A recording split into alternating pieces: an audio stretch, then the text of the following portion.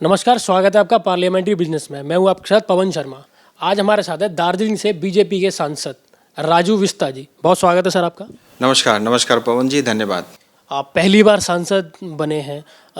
आपके ऐसे कौन से कार्य हैं जो आपने अपने संसदीय क्षेत्र में कराए हैं?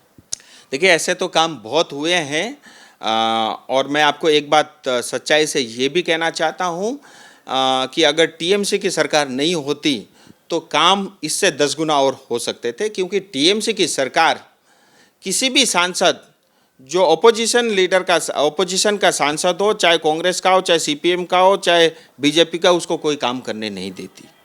मैं आपको बताना चाहूँगा, मेरे एमपी लेट फंड के 2.5 करोड़ रुपया, जो फर्स्ट फेज का 2.5 करोड़ रुपया गया था, उसको आज जो है 1.5 साल हो रहे, लेकिन आज तक 1 रुपया जो है डीएम ने रिलीज़ नहीं किया। ये सच्चाई है।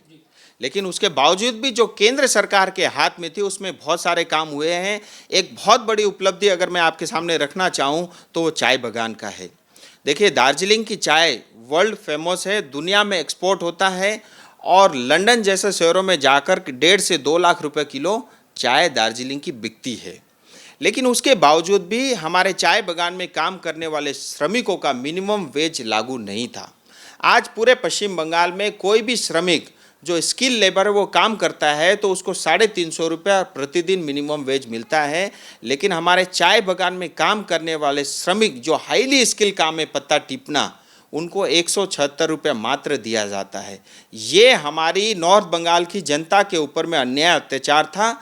उस काम को सही करने का इस सरकार ने किया। ये एक मैं बड़ा अचीवमेंट आपको बता रहा हूँ। इसके अलावा जो है वहाँ पे आप पूरा जानते हैं, देखिए एक हिमालय कॉन्सोर्टियम बना हुआ है भारत सरकार नीति आयोग के अंतर्गत। पूरे देश में जो हिमालय क्षेत्र से जुड़े हुए सारे प्रांत आते हैं, लेकिन पश्चिम बंगाल दार्जिलिंग क्षेत्र नहीं था। मैंने प्रधानमंत्री जी से निवेदन किया था और मेरे पास फिर उसके बाद नीति आयोग से पत्र आया। आज दार्जिलिंग, कालिम्पोंग, हमारा जो पहाड़ का क्षेत्र है, जो हिमालय से लगता हुआ क्षेत्र है, वो इस नीति आयोग का जो कंसोर्टियम था उसका हिस्सा बना है। इतना ही नहीं कि मेरे क्षेत्र में जलपाईगुड़ी और डूवर्स को और पूरा नॉर्थ ईस्ट को जोड़ने वाला कोरोनेशन ब्रिज है, अंग्रेज का ज़माना का बना हुआ 90 साल से पुराना ब्रिज है, वो जर्जर अवस्था में है। उसकी स्वीकृति भारत सरकार की तरफ से मिली है। पश्चिम बंगाल सरकार उसकी डीपीआर बना रही है, जल्दी वो भी बनने वाला है। ये एक बहुत बड़ा विषय हमारे क्षेत्र के लोगों का था।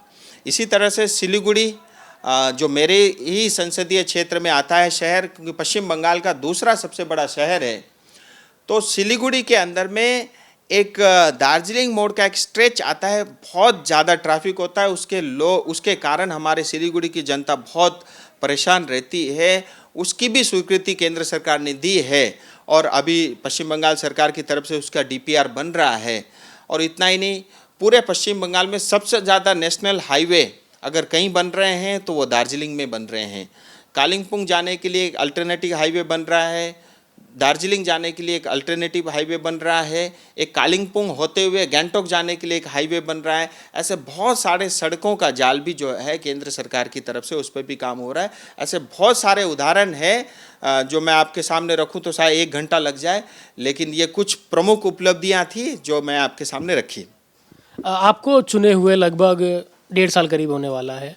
आपने तमाम अभी चीज़ें गिनाई कि ममता बनर्जी की सरकार ने विकास के कार्यों में तमाम अड़ंगे लगाए। आप दावा कर रहे हैं कि 2021 में बीजेपी की सरकार बनने वाली है। सरकार बनने के बाद ऐसे कौन से कार्य हैं जो आप करवाना चाहते हैं अपने संसदीय क्षेत्र में? देखिए, मैं आपको इतना बता देना चाहता हूँ कि देश को आज़ाद हुए 72 साल से ज़्यादा समय हुआ है और तब पश्चिम बंगाल हिंदुस्तान में सबसे आगे होता था। लेकिन इस बीच 34 साल सीपीएम और 10 साल टीएमसी के कारण हम 44-45 साल पिछड़ गए हैं। मैं आपको एक दावे के साथ ये कह सकता हूँ कि जो 72 साल में पश्चिम बंगाल में नहीं हुआ, भारतीय जनता पार्टी उसको 5 साल में हम करके दिखाएंगे। क्योंकि मैंने आपको पहले भी विषय रखा, देखिए आज हमारे पास सारी क्षमताएं हैं कि हम भारत का नंबर 1 स्टेट बन सकते हैं।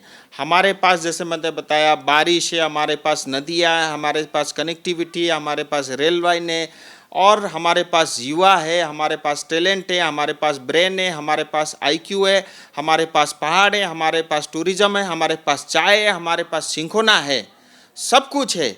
उसके बावजूद भी हम पिछड़े हैं। इसका एक ही कारण है कि सरकार के पास कोई न तो विजन है न तो कोई मिशन है। सर एक जनता का सवाल है कि सांसद चुनाव जीतने के बाद वीवीआईपी हो जाते हैं, जनता से मिलते नहीं, कितना सहमत है आप इस बयान से? देखिए ये मतलब जनता कभी गलत हो नहीं सकती और अक्सर ये ऐसा देखने में आता है कि जनता चुनाव के समय जो जनता से वादे होते हैं या तो वो पूरा नहीं होते और कहीं ना कहीं संसद जिस तरह से जो है चुनाव के समय जितना भागदौड़ करता है उसके बाद जो है उतना नहीं कर पाता। तो ये जनता का प्रश्न रहता है और ये मतलब मैं इसको सही भी मानता हूँ, लेकिन मैं अपनी तरफ से प्रयास करता हूँ कि महीने में कम से कम 2 से 3 बार जो है अपने क्षेत्र में रहूं और अभी 1.5 साल तक उसको मैंने पूरी ईमानदारी से की है, क्योंकि देखिए मेरा जन्म मणिपुर में हुआ, मैं खुद भी पहाड़ी हूं और मेरा पूरा क्षेत्र पहाड़ है।